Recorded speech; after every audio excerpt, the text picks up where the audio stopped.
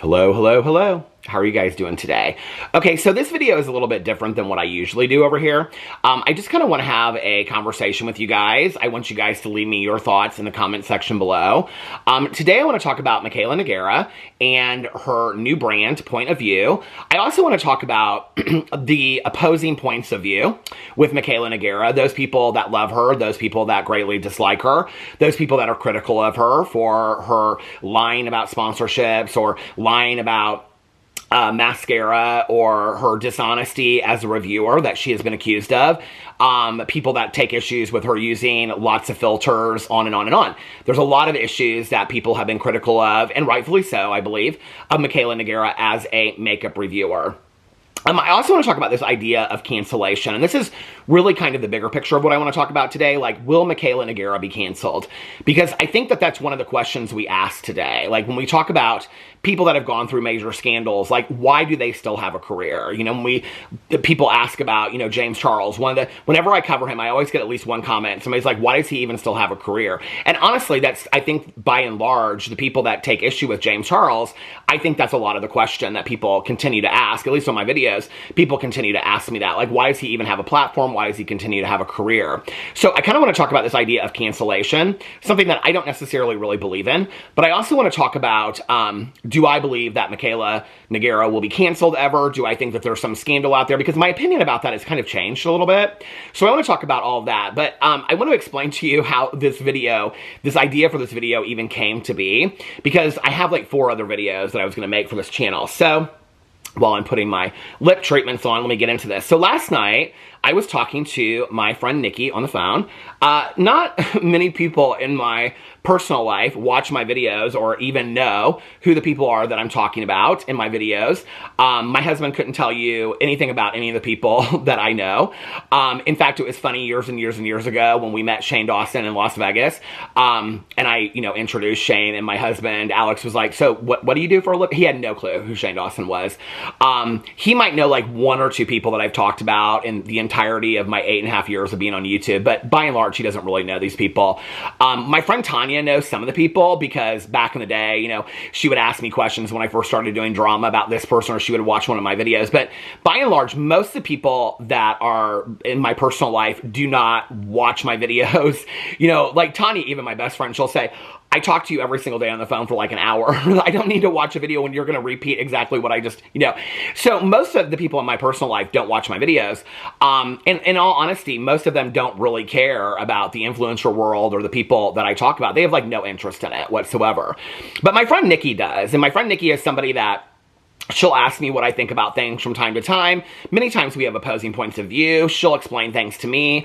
I'll explain things to her, and I think that that's the power of having a conversation, which is really what I want to do over here today. And so last night we were talking, and she's been super, super busy lately, and she usually does watch most of my videos, my vlogs and my drama channel. And so she was asking me, she said, I saw that you did a video about Mikayla Nogueira's new brand. Like, what do you think about it? And I said, I have a lot of thoughts about it. And she is somebody that used to watch Mikayla Nogueira, that she really enjoyed Mikayla Nogueira's her banter, her personality. She liked watching her TikToks. And then when people would come out and they would criticize her for lying about this, or that Mikayla Nogueira was not disclosing appropriately brand affiliations, brand sponsorships, and things like that. The dishonesty of somebody out there, an influencer, let alone a beauty influencer that is reviewing makeup, she just was like, I can't anymore. And then there was a lot more that went along with it. There was a lot of issues that she had with her. So she still kind of keeps up with what's going on, but she doesn't watch her as closely anymore. And so she was asking me what I thought, and I said, I have a lot of issues with Mikayla, which I'll get to here in just a little bit. I said, but I think that her brand is going to do very well. I think it's very smart the way that she's approaching this from a business point of view. And if the brand comes out and it has no issues, people are talking about, well, so far, I just want to make this clear, like, so that I'm not being negligent in this. I was going to make a video. If this conversation hadn't occurred last night, one of the videos that I was going to make was about the allegation that Mikayla Nogueira has stolen the brand name Point of View from somebody else, who has come out and said that Mikayla stole the brand name from them. I have all the receipts for that. I was going to make the video about that. So that allegation has come out. which is a huge allegation. It's a huge allegation from a smaller creator. If that issue was not out, I feel that if everything goes okay with the ingredients and everything goes well, I think that Michaela has been very smart in how she's approaching all this. You know, a lot of people are being very, very critical of the components that she's using, and I think the components are very smart. I think it's very clean, it's very crisp. You know, it's skin prepping for before you use makeup. It's basically skincare. I think you want simplicity when you do skincare. Most of the skincare that I have purchased, most of the skincare that I see when I go to stores is very simple. You know, I think it's not this overdone, highly dramatic skincare. I think the other thing that she's doing that's very smart is that her name is not, it's not like Michaela's Drench It. It's not like huge all over it, right? Like you wouldn't look at it if you didn't know who Mikayla Nogueira is and immediately be like, oh, that's Michaela's brand. I think in the world that we lived in previously, with the influencer world, as far as like Jeffree Star and all that, I think to have their name on it, like, was their selling point. I think today, a lot of these influencers, they want brands to exist long past them, you know, like Hailey Bieber with Rose, you know, skincare and things like that, Rose Beauty. I think they don't want it necessarily connected right to, like, you're going to go right to that person and think that, you know?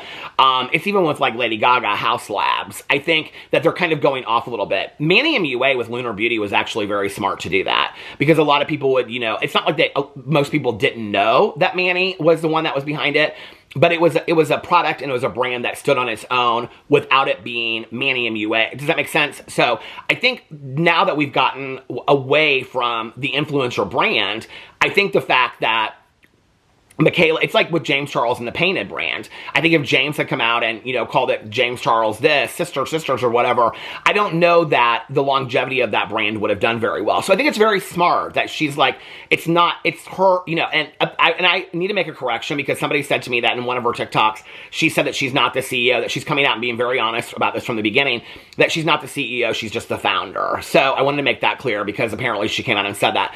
But I think it's interesting, you know, like that's another thing, is that she's watched the mistakes of Jaclyn Hill. You know, we know that Jaclyn Hill is somebody that Michaela has watched very, very closely through the years.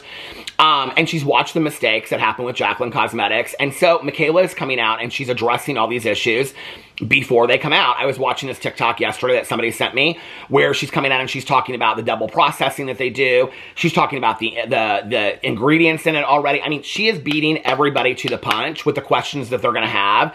So, and this is kind of the first time that we've really ever seen this before, when you see with an influencer brand. They usually just kind of like launch day, release it, and then let's wait and see what the people say. She's answering all the questions beforehand, you know? She's talking about it being made in Korea. She's talking about the ingredients in it. She's talking about the process of making it. She's talking about how long it takes. Whereas before, Jaclyn would be like, this has been a dream of mine for 10 years. This has been a process that takes 4 years, and then to find out later, you know, something else. And a lot of people are catching other stuff. They're catching things about, like, her being in the labs and the factories and things like that. So I think that there will be some problematic stuff that comes out.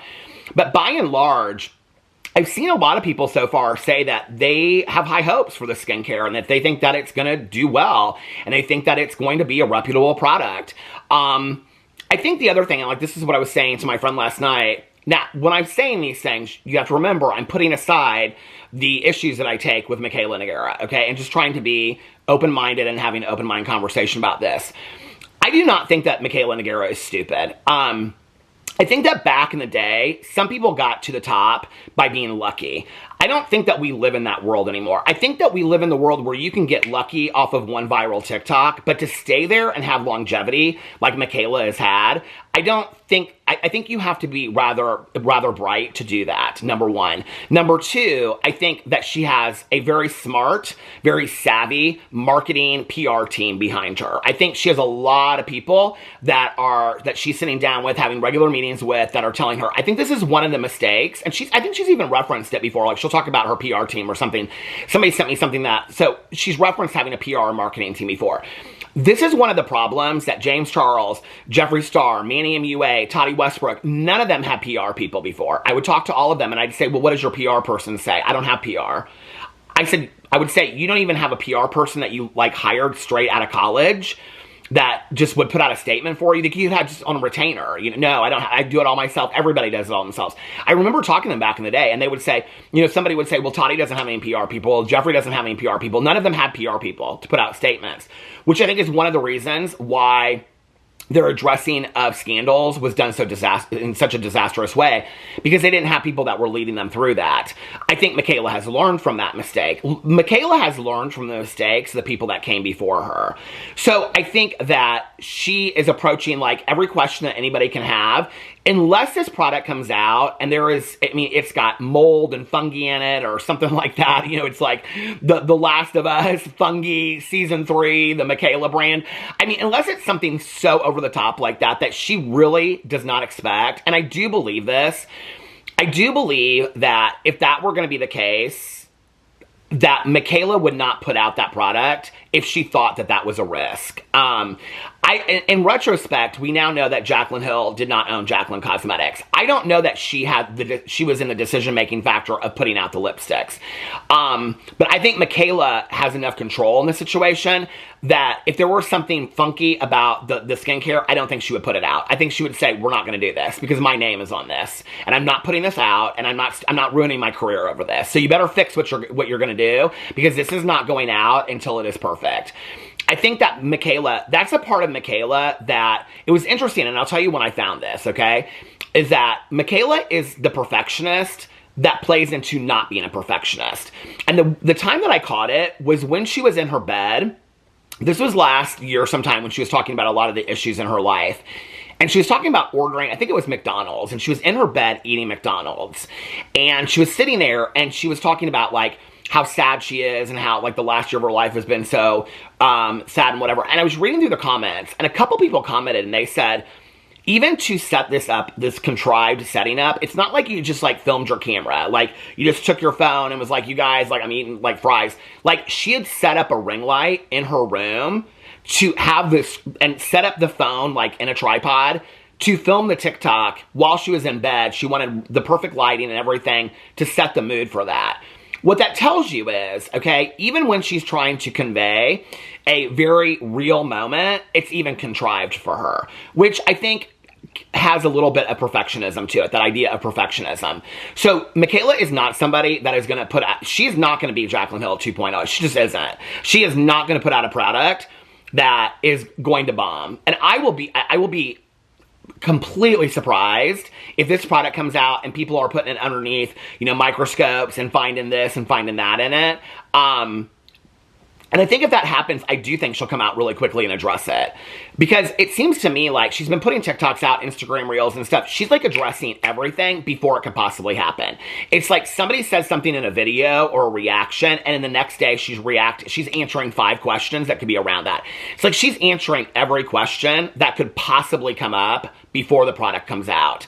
I think it's very smart. I think another move that she made was very smart, was when she put the TikTok together. I showed it in my last video that I did about it, where she showed from this beginning of her career till now, like 10 TikToks where she was talking about skin prep and how much she believed in it. I've always said, bring your audience along for the journey. And what she shows in that TikTok is, this is something I believed in for a very long time. I've talked about it for a very long time. This is a natural progression for me. Another criticism that I see a lot of people saying is that, of course, she's putting out skin prep because if she puts out makeup, then she can't continue to do makeup sponsorships and stuff like that. I 100% agree. I said that too. But there's a lot of people that have done that, I think there's been people that have put out candles. Laura Lee put out, like, clothes and things like that. So I think that that's probably a very smart move. I think she's approaching this from a very smart point of view. I do not believe that this is all Michaela. That's the thing, right? I believe she has a team of people around her that are rather smart, that are like, we're going to get you to where you need to get at the top. And I think also one of the reasons of calling it point of view is, I think Michaela is somebody, I don't think she's a Jeffree Star that will hold on until the business is doing, like, it isn't doing any well anymore. I think she'll do this for 5 or 6 years, and I think she'll sell it. I think this is one of multiple brands that we'll see. I think we will see several brands from Mikayla Nogueira. I think she'll hold on to it for 5 or 6 years, and then she'll sell it. I think this is a new generation that we're seeing. I don't think we're going to see a generation of, I'm holding on to this. I've seen people come out and say, a lot of people have been seeing me in this podcast where they say they found this thing a couple years ago where she said, I don't ever want to own a brand and blah, blah, blah. And we've accused Jaclyn Hill of that as well, right? I don't know. Maybe that was at the beginning stages. I mean, I'm not making excuses for her. I don't know about that. I think that, again, goes to Mikayla Nogueira being a liar. I think that's my biggest issue with her. But as far as the way that she's approaching this brand, I think it's smart. I actually think it's brilliant. I think that in my coverage of watching beauty influencers and their releases of their brand, in 8.5 years, the way that she's approaching it, when I watch these TikToks of her talking about it, it's like she knows the product very, very well. It's not just like, I'm so proud of this lipstick, like I named it after my sister or my, you know, the guy that I dated in high school and I love it so much. You know, it's like she really knows these products. Like she's used them. She's educated on them. Like she comes across very professional in talking about them. I don't know if that's true. I'm just saying that's how she comes across. Maybe she's the greatest actress in the world. You know, she lies very well on camera, so maybe she's acting this part out as well. But she's approaching it in a different way than we've seen before, you know? And so it's interesting to me. And I do think that she's taken a little bit of a clue, or a cue, I mean, from Jeffree Star. Because if you remember Jeffree Star when he was on YouTube and he would release a palette, he would go through every shade range on that palette. And he would explain what every shade range. He would talk about the pigmentation. He would talk about all of it in a way that we really didn't see until Tati Westbrook came out and released her palette. I mean, the rest of them would just be like, oh my God, I love this color, blah, blah, blah, whatever. But with Jeffree Star back in the day, I think that's one of the reasons why people, not only because they loved the use of color so much in his palettes, and it was innovative at that time, but also because Jeffree knew a lot about his product, okay? When you look back and you look at Jaclyn Hill holding up the lipstick stain, it's her proudest moment. But she doesn't really know a lot about that product. I watched that video enough to know, because I've gone back to see, now that we know that she wasn't the CEO of that brand, to see, it's like a proud moment, right? But she doesn't really... It's like if somebody, you know, bought you a franchise of McDonald's, right? You'd be like, oh my God, I'm an owner of McDonald's, but you don't really know, like, how they're making french fries in the kitchen. Do you know what I'm saying? Jeffree Star knew how they made french fries in the kitchen. He's shown it in the documentary with Shane Dawson. He's shown it in videos. He knows the different ingredients, the different products. And Mikayla Nogueira, it's almost like watching her. She's taken the losses of other people and she's turned them into successes for herself and educated on her. And the things that other people did very, very well, she's borrowed from them. And it's like she's taken the best and the worst from all the beauty influencers through the years. And she's like, and I'm going to build on this. And that's really, really smart. It really is, from a business point of view. And above all else, I mean, she is a businesswoman. This is the thing. I'm seeing a lot of people call it a cash grab. And I, you know, said something about it in my last video that people were calling it a cash grab. Okay. This is a difference between this. And I want to make this very, very clear, because I think a lot of people are going to come out and call it a cash grab. When I called the Conspiracy palette and all of the stuff that they released with it, from root beer, you know, lip balm to all this, the mini, I call that a cash grab, okay? When I call that a cash grab, and, you know, I bring this up for point of reference, point of view. I bring it up for a reference point. I don't bring it up because I think people think I bring it up because I'm bitter about it, okay? I bring it up for a reference point. When I brought that up and I said that Conspiracy palette released with Jeffree Star and Shane Dawson was a cash grab, all right? I got decimated from it. I think I lost something like 5,000 subscribers off of it or something like that. People just ate me alive in the comments. Very few people have ever come back to me, now that everybody refers to that as a cash grab, and said, I think like the last time I mentioned it, somebody came on my video and they said, I want to apologize to you because I did come for you during that. And I appreciate that, right? But the reason why I'm bringing it up is that what you had at that time was you had the biggest beauty influencer and this guy that is like the golden boy of YouTube, Shane Dawson, coming together and making a palette that nobody needs, okay? That palette was merchandise. It was a merch and a merch shop. Nobody was needing that palette. The colors don't even work. I mean, later people would come out and be like, this palette makes no sense as a makeup palette. Shane Dawson picked the majority of the colors in that. Shane Dawson that has no history, no education in the beauty industry whatsoever. He picked the colors out. I mean, Shane Dawson at the time was like, I love playing with makeup. That lasted 3 months while he was filming the documentary. We don't see him playing with makeup anymore. So that was, and I said that at the time. I said, this is all just for the video. And people were like, no, he really loves makeup. Let him play with makeup. He doesn't do that anymore. We don't see the makeup anymore. It was all cash grab. And the reason I called it a cash grab was because they knew, okay? I have the biggest person in the beauty influencer space and the golden boy on YouTube, and we're going to come together and we're going to sell this palette that all my lovers and all your lovers are going to have. You couldn't even get on the website into the cart. It sold out so quick. And they did, and they sold out. But there was nothing about that anybody had to have, okay, or that they needed to have, or that it was going to improve their makeup collection in any way. The majority of those colors were already available in Jeffree Star's previous palettes anyway. So it wasn't like, I mean, it was a Wet n Wild palette that you could get at the store for $5.99, okay, that they called the Conspiracy palette and really, like, whooped it up, you know, and all that kind of stuff to make it into something else. Mikayla Nogueira is coming out, you know, first of all, it's interesting because, like, Jeffree Star has a lot to say about this, but I haven't heard anybody rave about Jeffree Star's skincare line. In fact, it's kind of like, ooh, boom. I don't really hear people be like, you have to have Jeffree Star's skincare. Now, I did hear people say that about his palettes back in the day. People loved the use of color. I didn't ever hear anybody say that his makeup was fantastic. I heard people say, I like his makeup. I think it's good. But people loved the use of color. I think that's what I've always heard through the years. People would say, yeah, his makeup is good, and I love the use of color. But for him coming out for skincare, he has a skincare line. I've never heard anybody go on and on and on about Jeffree Star's skincare line and talk about how fantastic it is. So she's doing something completely different, right? And I think from a business point of view, it's very, very smart because I think that it is not a cash grab. I think that this is something she's believed in for a long time. I think it was a movement towards, I want to come up with a brand. Here's the other thing, okay, is that for the last 2 years, I've heard about a lot of brands approaching Mikayla Nogueira. I mean, I probably could have made 5 to 10 videos about Mikayla Nogueira taking a meeting with this company or Mikayla Nogueira taking a meeting with that company to do a collaboration or to come up with her own brand, and she hasn't. I think Mikayla Nogueira is smart enough or has people on her team that are smart enough that said, you need to wait till the right moment. You need to wait until the right thing comes along. I think in the back of her mind, this is something, I don't know, I think the thing is, she's put so many things out there that she believes in. Whether she came out with a makeup palette, she could have proved that in the last, she could go back and say, I believe in makeup palettes. She could do skin prepping. She could do, you know, foundation. She could do whatever she wanted to do and sell it and show a history of it. She's shown enough of everything online to prove that. So I think it was really her pick of what she wanted to do. I think that her coming out with this, yes, is a very contrived move because it doesn't step into her doing sponsorships. But she's also done sponsorships for like skincare stuff too. But I think that it'll keep her from doing makeup stuff. And so that will allow her to continue to work with makeup brands and stuff like that. What I think we might see at some point is a collaboration with a makeup brand. But I don't think I think this will be her focus for a while. I mean, she's posting a lot about this right now. I think the next thing we'll see is her doing sponsorships with makeup brands where she skin preps first and with her brand, and then she does the makeup brand after that. I think that's the next thing that we're going to see. I think that will be her selling point. That she will do collaborations with brands with her product being the starting point and their product being the end point as far as makeup.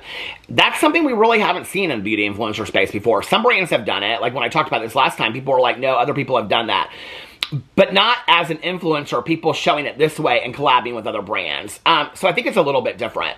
So from a business point of view, I think what she's doing is very smart. She's answering everybody's questions before it comes out. I think she's got reputable people that really have not been on her side that are like, it looks like a pretty good product. We'll wait and see. And I think she knows when she gets it in people's hands, they're going to say it's a good product. I don't believe that Mikayla is stupid enough to put a product out there that wouldn't be good.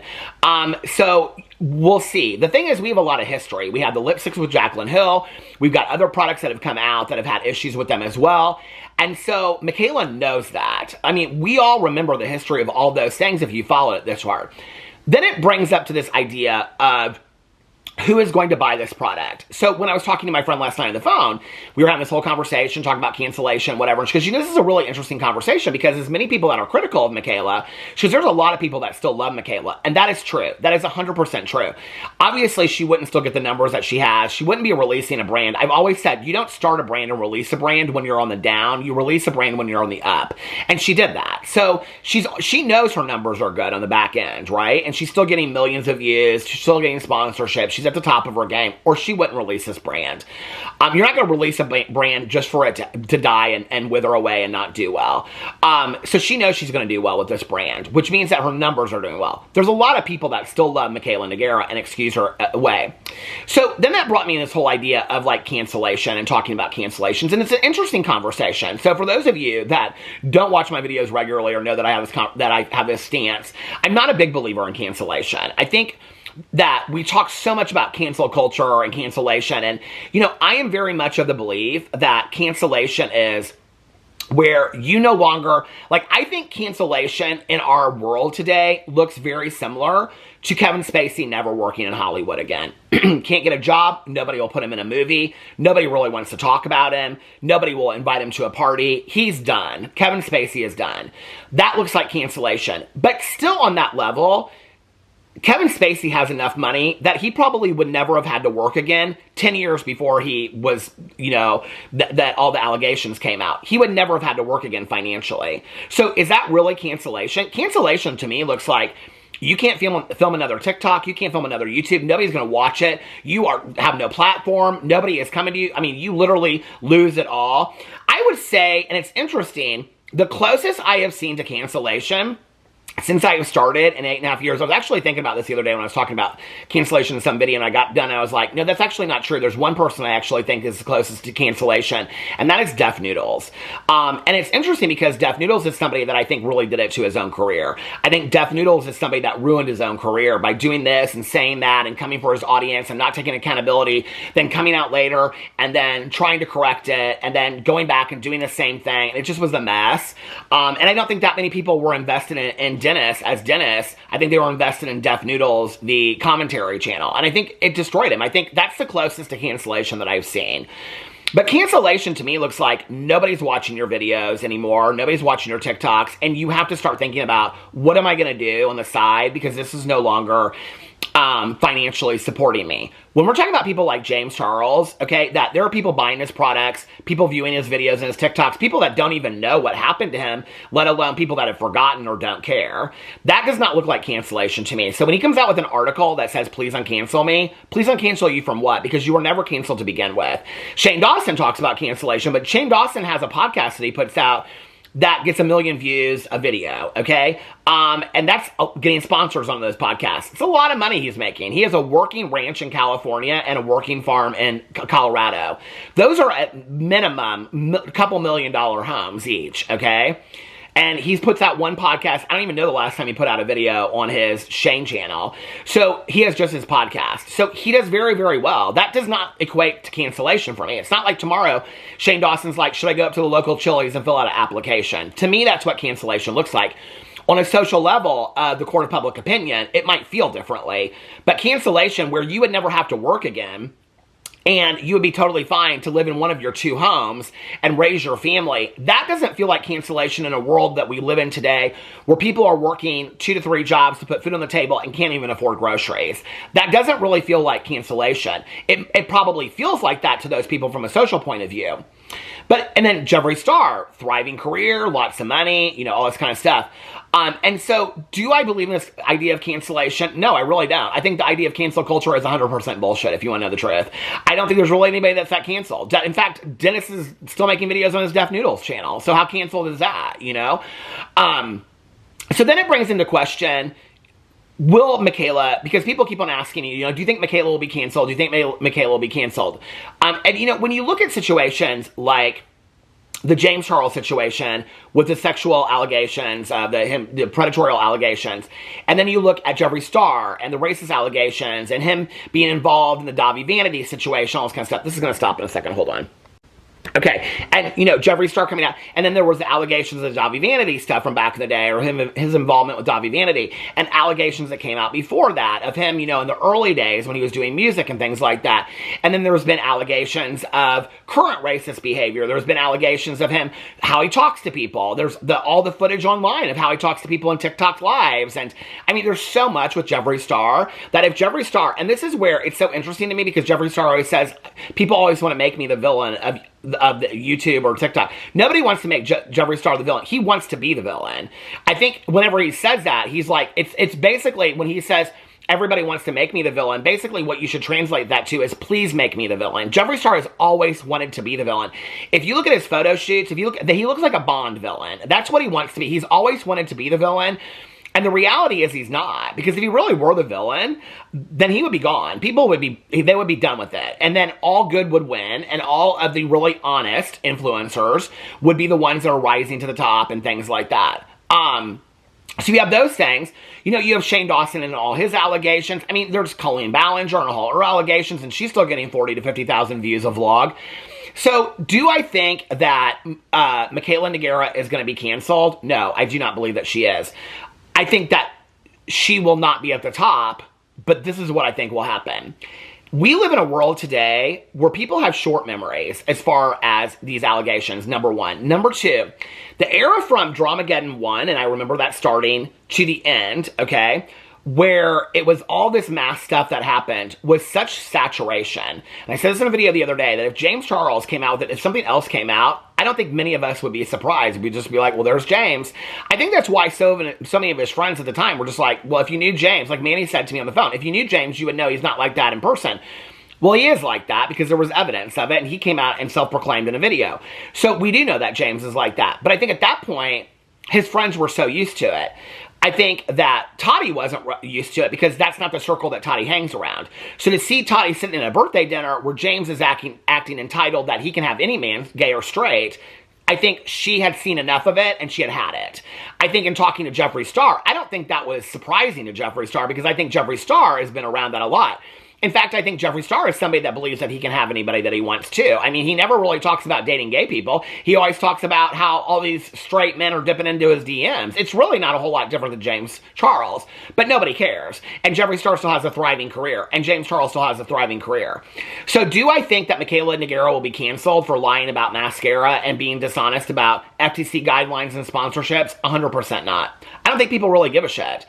I think the sad thing about that is, why are we ever listening to somebody's reviews that are being dishonest? Okay, if you are willing to take any review that you are doing, and you will do it, and you will say what the brand wants you to say. I said this in my video the other day, and I really feel this strongly. In her comment section of this TikTok that she did with her and Glamzilla where they're flipping off the camera, there were comments that there were women saying things in the comment section. People said, what about women's empowerment? Women's empowerment would be female influencers in the beauty influencer space being honest with their female audience members that have very little money to spend because they know that they're trying to put food on the table for their kids and do the best that they can to get by in this piss-ass economy that we're living in, okay? So they wouldn't be selling their audience shit they don't need just because they're getting a check cut for $50,000 or $100,000. So they can have another Chanel bag. That's not empowerment of women. Empowerment of women would be for Michaela to get in videos and say, I'm going to be 100% honest with you. Do not buy this product. It's shit. It doesn't hold up. But she hardly ever does that. Almost all of her reviews are glowing. And I've always asked the question, how do you do an honest review when that company is cutting you a check and they've given you points to discuss and all that kind of stuff? They don't. You can't find me a sponsored video where the person says, this lipstick is shit and this is a sponsored video. You can't find one anywhere. Period. Tell me where you can find that. And you definitely can't find it on Mikayla Nogueira's channel, right? And then you have somebody that's using filters. So you have a makeup reviewer that's using filters on her face. So that's a dishonest review. And I mean, the FTC is pretty clear about this. And I know the FTC doesn't care, but should we as consumers care that she's not even giving an honest representation of what the makeup looks like on your skin? So when you're talking about women's empowerment, okay, women's empowerment doesn't just mean lift every woman up. What it means is being honest with your female counterparts. And one of those things is when your audience, okay, is the one that has helped you get to where you are and built your house for you and done all this kind of stuff for you, when you've complained about how difficult your job is, when you're getting done off your meeting at 5:30 and some people are going to their second job, not their third one yet, okay, and having to pay extra for daycare for their kids and have mom come over and babysit and all this kind of stuff because they can't even put food on the table or pay their rent without doing it, and you're complaining about how hard your job is, okay? Women's empowerment might be a beauty influencer like Michaela getting in a video and being honest and saying, do not buy this product. It is too expensive. It is not worth it. It won't last, okay? I'm not even a beauty influencer, and I do that in my videos all the time, just to be honest with my audience. I'll say, this candle says it's going to burn for 30 hours and it didn't burn. Or this candle says it's going to burn for 30 hours and it's been burning for 4 weeks. I'm very honest about the products that I talk about. And most of them, I would say 99.8% of them, 9% of them, I have never linked or gotten a sponsorship off of. Since I care about my audience, all right? And I just don't understand that. So the whole issue of using filters to do makeup reviews, which is dishonest, you can't do that, okay? It's a completely dishonest review of makeup on top of the not disclosing sponsorships. It's like she is one of the most dishonest people doing makeup reviews that's gotten to the top because people just can't stop watching her for some reason, okay? And yet, then people are going to be invested in buying her product because she's so popular, right? And it's very much this popularity contest. The beauty influencer space has really not stopped. And Mikayla Nogueira has been very smart about this. There's been some moves that I don't think that people realize that were as big a moves as they were back in the day. One of the biggest moves that Michaela ever made, and she knows this, one of the biggest moves that she ever made was, it wasn't that she didn't address mascara gate. She was never going to address the mascara gate, okay? It wasn't that. It wasn't that she wanted to address the filters or this kind of stuff. One of the biggest moves that she ever made was when Jeffree Star reached out to her and said, why don't you come to Wyoming and do a video with me? And she left him on red. That was one of the biggest moments because at that time, Jeffree Star was making his transition to TikTok. He was the biggest makeup influencer on YouTube. And she said, you know what, Jeffree? I don't need you, okay? You're shit. I don't need you. You need me. That's what she said to him. And people know that. People know that. And that was the beginning of Jeffree Star lacking relevance as the beauty influencer, especially on TikTok, that he couldn't handle that. And then all of a sudden, he started talking shit about her, right? Well, she don't care because she said, I got you blocked, baby, okay? I don't need you. I'm not doing a video with you. You need me. And it made him look weak. It was a power move. It was a moment in time. And she's done like 10 of those, okay? She's done a lot of those moves. This whole idea of unbothered queen, she's very bothered. Mikayla Nogueira is very bothered. Every move she makes, from who she invites to her wedding, to what she addresses, to what she doesn't address, to what she puts out there, is all very calculated and contrived. And it's one of the things that people need to understand when they're watching her. She comes across and she's like, okay, everybody, we're going to try this lip liner. It is so contrived. She's got 4 ring lights set up. I mean, she's sitting eating McDonald's in her bed. When people clock that, and they're like, yeah, but she set the ring light up and the camera on a tripod to even film you sitting in bed, so how real is this? I was like, that is really, you clued into something. That's smart, because what that shows is there's never really an honest moment with Michaela. So when will the moment be that Michaela gets canceled? Well, I don't think she really ever will be canceled. But I think that, and I've said this for years and years and years, who's coming next or what's coming next, you know? We're like 30 days away from the possibility of TikTok being closed down. We haven't really heard a lot about that. Michaela has made it very, very clear that she is not going over to YouTube. Like, she doesn't want to be on YouTube, right? She said she would maybe, but like, she's not going to do as well if TikTok closes down or if TikTok changes in any kind of way. I don't believe that that will happen, but if it does, I think it'll drastically change her brand.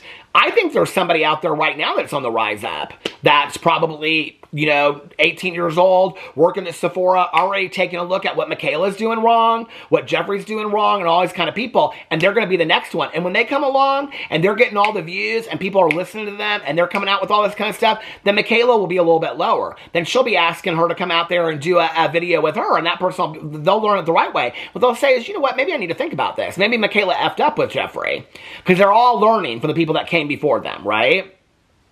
So, do I think that Michaela will be canceled? No. But do I think she'll be as relevant as she is today? No. None of the people that were 10 years ago are as relevant as they were then. Because that's just kind of how the world works, you know?